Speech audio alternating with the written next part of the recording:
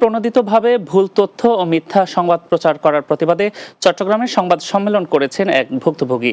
দুপুরে নগরের press club মিলনায়তনে সংবাদ সম্মেলনে লিখিত বক্তব্য পাঠ করেন মানবাধিকার ফাউন্ডেশন চট্টগ্রাম বিভাগের সাধারণ সম্পাদক মনির হোসেন।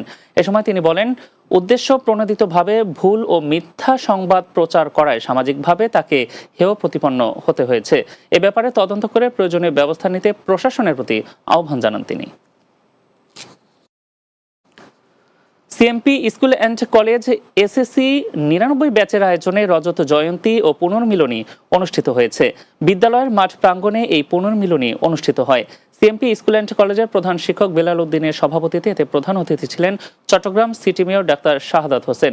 এ সময় উপস্থিত ছিলেন চট্টগ্রাম মেট্রোপলিটনের অতিরিক্ত পুলিশ কমিশনার পঙ্কজ দত্ত, সাবেক শিক্ষক ফরিদ আহমেদ, আয়োজক 99 ব্যাচের ছাত্র বখতিয়ার হোসেন, নূর হোসেন নুরু সহ সিএমপি স্কুল অ্যান্ড কলেজের 99 ব্যাচের শিক্ষার্থীরা। জমকালো আয়োজনে Chittagong media cricket fest season 3 শুরু হয়েছে।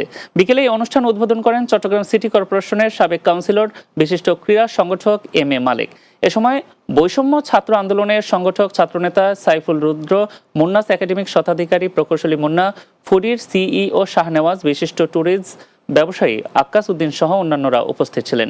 এবারের টুর্নামেন্টে 8টি দল অংশ নিচ্ছে।